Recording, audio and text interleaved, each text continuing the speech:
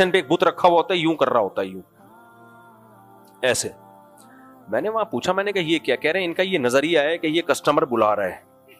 حقیقت ہے, آپ مذاق نہ سمجھیں اس کو, یہ بلا رہا ہے. ان کا نظریہ بھگوان ہے, یہ رکھیں گے یوں تو اس سے کسٹمر زیادہ آئیں گے. تو اتنے بڑے بڑے بت, چھوٹے بت, بڑے بت, بہت زیادہ ہے دنیا میں بت پرستی, کم نہیں ہے. تبھی اسلام نے تصویر ہی کو حرام قرار دے دیا. تبھی تو ہم ڈیجیٹل تصویر کو جائز اس لیے بھی تو کہتے ہیں کہ اس کا اس تصویر سے دور دور کا بھی کوئی تعلق نہیں ہے. یہ تصویر بت پرستی کا کوئی اس میں شائبہ ہی نہیں ہے. یہ تو مزاحات لخلق اللہ بھی نہیں ہے بھائی, وہی ہیں جو ویڈیو میں دکھا رہے ہو جو ویسے نظر آتے ہیں. تو تصویر سازی جو اسلام میں حرام ہے نا, اس کی بہت ساری وجوہات ہیں. ایک بہت بڑی وجہ بت پرستی کا ہمیشہ کے لیے خاتمہ. تبھی اسلام میں کبیرہ گناہ ہے کہ آپ اپنے پیر یا بزرگ کی تصویر دیواروں پہ لٹکائیں. لوگوں نے دودھ کی دکانوں میں اور مختلف دکانوں میں نا لگائی ہوئی ہوتی ہے تصویر ہمارے پیر صاحب کی. حرام ہے بھائی, کبیرہ گناہ ہے. اسی سے بت پرستی کا دروازہ کھلتا ہے. پھر اس کے سامنے بھی کھڑے ہوتے ہیں اور سمجھتے ہیں اس کی وجہ سے برکت ہو رہی ہے. تو اسلام نے تصویر ہی پہ پابندی لگا دی. سب سے زیادہ حرام تصویر کون ہے؟ جو بتوں کی ہو. آپ دیکھو آج کل کپڑوں کی مارکیٹوں میں بت بنائے ہوئے ہوتے ہیں. تو بھائی چہرہ اڑا دو اس کا, اللہ کے عذاب کو کیوں دعوت دے رہے ہو؟ نبی نے فرمایا سخت ترین عذاب ہوگا تصویر بنانے والے کو. بخاری مسلم کی حدیث ہے. تو کہاں جہاں ضرورت ہے ایک الگ بات ہے, پاسپورٹ کے لیے, شناختی کارڈ کے لیے, مجرمین کا پکڑنا ہے کسی, تو وہاں بہت سارے علماء کوئی مجرم ہوتے ہیں نا, اشتہاری مجرم پکڑنا ہے تو ان کی تصویریں لگا دی. تو وہاں ایک ضرورت ہے, اس کا اس سے کوئی تعلق نہیں ہے. لیکن بلا ضرورت جانداروں کی تصویریں یہ اسلام میں جائز بولو نہیں ہے. تو اسلام نے یہ اس کی ایک حکمت ہے بت پرستی کا خاتمہ ہمیشہ کے لیے. تو انہن اضللن, اگر اسلام میں تصویر کی کوئی اجازت ہوتی, صحابہ سب سے پہلے محمد صلی اللہ علیہ وسلم کی تصویر بنا. کوئی تصویر نہیں ملتی ہمیں نبی کی, حالانکہ سیرت میں آپ کا حلیہ ملتا ہے. تو اس حلیے کو دیکھ کے بھی کسی نے فرضی تصویر بھی نہیں بنائی. کیوں؟ نبی کی تربیت تھی کہ تصویر نہیں ہے اسلام میں. محمد بن قاسم کی تصویریں صرف ہمیں ملتی ہیں ان فاتحین میں جو اس دور کے تھے. وہ بھی مسلمانوں نے نہیں بنائی, ہندوؤں نے بنائی ہیں. کیوں؟ ہندو اس سے بہت خوش تھے, وہ عدل قائم کر کے گیا تھا سندھ میں. تو ہندوؤں کی عادت تھی جو بھی ایسا عادل حکمران ہوتا تھا نا اس کی پوجا پاٹ شروع کر دیتے تھے.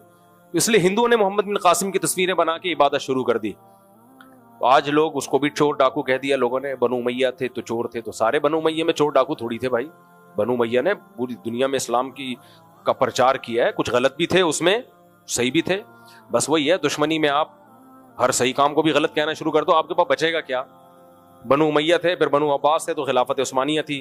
بنو عباس کو بھی بہت سے لوگ غلط کہتے ہیں, بنو امیہ کو بھی سب کوئی ظالم, بنو عباس بھی ظالم. اور بنو عباس میں زیادہ تر تھے ہی حنفی, وہ تو ویسے ہی غلط ہو گئے آپ کی نظر میں, حنفی تھے. اور خلافت عثمانیہ ٹوٹل حنفی, تو سارے غلط. اندلس والے مالکی تھے تو غلط. تو اب بچا کچھ آپ کے پاس تاریخ میں؟ تو انگریز بولے گا تم لوگ 1400 سال میں کیا تیر مار لیا تم نے جو اب تم بات کر رہے ہو. ایسا نہیں ہے, ہماری تاریخ اتنی بری نہیں ہے جتنی بنا کے پیش کی جاتی ہے. چند نیگیٹو چیزیں تو بہت کچھ پازیٹو بھی ہے. تو جہاں نیگیٹو کرتے ہو پازیٹو کو بھی اچھالا کرو اپنی تاریخ میں. محمد بن قاسم 17 سال کا بچہ تھا اور میپ ایسے دیکھا ہے اس نے اور دماغ میں آیا ہے, اور کوفہ سے چل کے آ کے سندھ فتح کر کے چلا گیا. ٹھیک ہے اگلی حکومت نے اس کے ساتھ ظلم کیا, لیکن وہ ظلم بھی اس کی وجہ سے نہیں, بنو امیہ کا بوجھ اس پہ نکالا پھر. تو وہ ایک الگ ٹاپک ہے. رمضان میں آپ یہ ٹاپک نہ چھیڑیں تو زیادہ اچھا ہے. میں جلدی سے مکمل کر لوں اس کو. آگے اللہ تعالیٰ فرماتے ہیں للذین استجابوا لربہم الحسنی. آگے اللہ نے نیک لوگوں کی صفات بیان کی ہیں. اللہ فرماتے ہیں نیک لوگ کون سے ہوتے ہیں؟ الذین یوفون بعہد اللہ. سب سے پہلی علامت اللہ سے کیے ہوئے معاہدوں کو پورا کرتے ہیں وہ. ولا ينقضون المیثاق. معاہدوں کو توڑتے نہیں ہیں. یصلون ما امر اللہ به ان یوصل. رشتوں کو جوڑتے ہیں, رشتوں کو توڑتے نہیں ہیں. انگریزوں کے رشتے کیا ہو گئے؟ ختم. اللہ کے ہاں فیملی, خاندان, پریوار, اس کی بڑی ویلیو ہے. آپ کو رشتے پیدا بھی کرنے ہیں, بڑھانے بھی ہیں اور بچانے بھی ہیں. رشتے بڑھتے کیسے ہیں؟ نکاح سے, نسل بڑھنے سے. اور بچتے کیسے ہیں؟ ان پہ خرچ کرنے سے, کڑوی کسیلی برداشت کرنے سے. دونوں کام کرنے ہیں. تو اللہ کہتے ہیں ہمارے نیک بندے یہ کام کرتے ہیں, رشتے جوڑتے ہیں. وَيَخْشَوْنَ رَبَّهُمْ وَالَّذِينَ صَبَرُوا ابْتِغَاءَ وَجْهِ رَبِّهِمْ. اپنے رب کی رضا کے لیے صبر کرتے ہیں. کوئی مصیبت اور پریشانی آئی تو کیا کرتے ہیں؟ صبر. بھائی اللہ کی طرف سے اسی میں خیر ہوگی. وَأَقَامُوا الصَّلَاةَ نماز قائم کرتے ہیں. وَأَنفَقُوا مِمَّا رَزَقْنَاهُمْ سِرًّا وَعَلَانِيَةً اور جو روزی ہم نے دی ہے اس میں سے خرچ کرتے ہیں دکھا کے بھی چھپا کے بھی. بہت سے لوگوں کو اخلاص کا ہیضہ ہوتا ہے. ایک ہوتا ہے اخلاص، ایک ہوتا ہے اخلاص کا ہیضہ.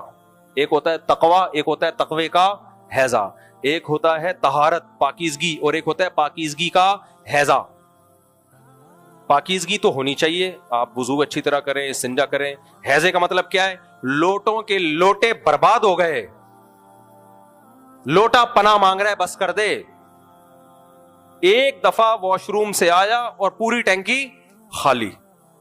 یہ طہارت نہیں ہے، یہ طہارت کا بولو ہیضہ. سمجھ رہے ہو؟ اسی طرح تقویٰ ہوتا ہے. مولانا شیخ تھانوی نے لکھا ہے بعض لوگوں کو تقوی کا ہیضہ ہوتا ہے. تقویٰ کا کیا مطلب؟ ابھی برائیوں سے بچو، صبر کی کوشش کرو. فرمائے لیکن بعض لوگوں کا ہیضہ ہوتا ہے مصیبت درد ہو رہا ہے آہ بھی نہیں کر رہے نا. یہ پہلے اس طرح کے ہوتے تھے، آج کل تو یہ والا تقویٰ مارکیٹ سے شارٹ ہے. آج کو تو خودکشیاں کر رہے ہوتے ہیں. پہلے ایسا بھی تھا، صوفیوں میں ایسی قسم بھی آ گئی تھی کہ اچھا اتنا غم، بھائی اپنا غم دوسرے کے ساتھ شیئر کر کے غم ہلکا ہو جاتا ہے، اس میں کوئی حرج نہیں ہے. تھوڑا آہ اوہ کر لینے میں کوئی حرج نہیں ہے. آپ کے کسی قریبی کی موت ہو گئی، 2-4 آنسو نکلنے میں کوئی حرج نہیں ہے، یہ تو نیچرل ہے بھائی. اگر خدا نہ خواستہ کوئی خطرناک چیز آئی تو ڈر لگنے میں کوئی حرج نہیں ہے. ڈر لگتا ہے بھائی. دکھا رہے ہوتے ہیں نا، وہ زلزلہ آیا، امام صاحب کھڑے ہوئے ہیں اور پیچھے مقتدی بھاگ گئے، کہتے ہیں یہ دیکھو تقویٰ. یہ تقویٰ نہیں ہے، یہ تقوی کا ہیضہ ہے. بھائی زلزلہ آ رہا ہے، جان بچانا فرض ہے. زلزلہ تھوڑی دیکھا گا تو نماز پڑھ رہا ہے یا زکات دے رہا ہے. اللہ نہ کرے کہیں بھی کوئی کرمنل ایکٹیویٹی ہو، کوئی خدا نہ خواستہ حادثے کا خطرہ ہو، پتلی گلی سے فوراً نماز توڑ کے بھاگو. یہ شریعت کا حکم ہے. نبی صلی اللہ علیہ وسلم کی صحیح حدیث ہے، نماز میں سانپ نظر آئے آپ نماز توڑ دیں، سانپ کو ماریں. سوال پیدا ہوتا ہے بھائی ہم کس کے لیے، ہم اللہ کی دربار میں پہنچے ہوئے ہیں، تو ہمارا تو کنیکشن جب اللہ سے ہے تو سانپ ہمیں کیوں کاٹے گا؟ یہ تقوی کا کیا ہے؟ ہیضہ. بھائی آپ کا کنیکشن اللہ سے ہے، یہ آپ کو معلوم ہے، سانپ کو معلوم وہ کسی کنیکشن کو نہیں دیکھ. اتنی احتیاطوں کا حکم دیا ہے نا نبی صلی اللہ علیہ وسلم نے. آپ نے فرمایا رات کو چراغ بجھا کے سو. وجہ کیا ہے؟ فَإِنَّ الْفُوَيْسِقَةَ تَضْرِمُ النَّارَ عَلَىٰ أَهْلِهَا. اس لیے کہ چوہا جو ہے یہ فاسق ہے. کیا مطلب؟ انسان کا دشمن ہے. یہ بات